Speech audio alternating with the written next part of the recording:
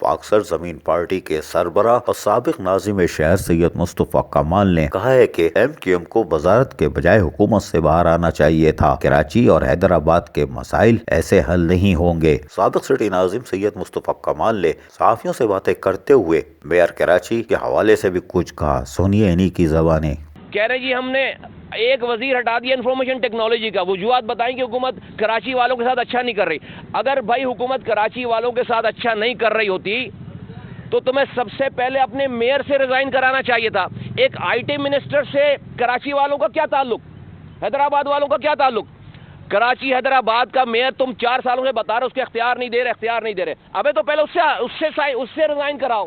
اس سے اس لیے ریزائن نہیں کرا رہے کہ وہ ان کے سب کے خرچے اٹھا رہا ہے، وہ سب کے ٹھیکے چلا رہا ہے، وہ سب کو جو ہے وہ پیسے دے رہا ہے، یہ رابطہ کمیٹی چلا رہا ہے، اس سے ریزائن نہیں کرا رہے۔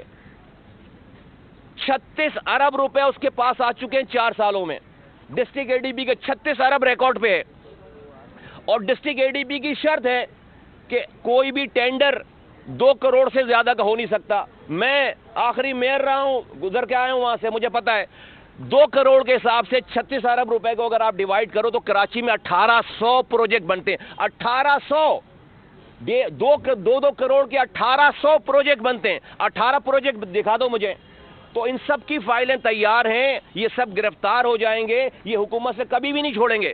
جب ہی انہوں نے ڈرامہ یہ کیا کہ بھائی ہم حکومت سے الگ نہیں ہو رہے، ایک وزیر کا استعفیٰ لے لیا، دوسرا وزیر چھوڑ دیا ہے، فروغ نسیم بھائی کو چھوڑ دیا۔ جبکہ پاک سرزمین پارٹی کے سربراہ اور سابق ناظم شہر سید مصطفیٰ کمال نے سیاسی باتیں بھی کر ڈالیں، وہ بھی سنیے انہی کی زبانیں۔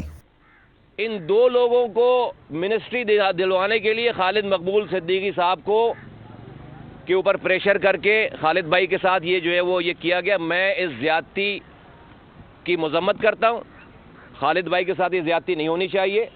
کچھ بھی ہیں وہ ایک دن بھی کسی غلط ایکٹیویٹی میں نہیں رہے اس معاملے میں کہ وہ کوئی مہاجروں کے قتل میں ملوث رہے ہوں، انہوں نے کوئی حقیقی بنائی ہو، انہوں نے ان کے ہاتھ خون سے نہیں رنگے ہوئے۔ اگر آپ دیکھیں تو عامر خان صاحب نے ایم کیو ایم میں آنے کے بعد اپنے حقیقی میں رہنے کے بعد کے وقت کا جو پلان تھا وہ پلان ایگزیکیوٹ انہوں نے ایم کیو ایم میں آنے کے بعد کیا ہے۔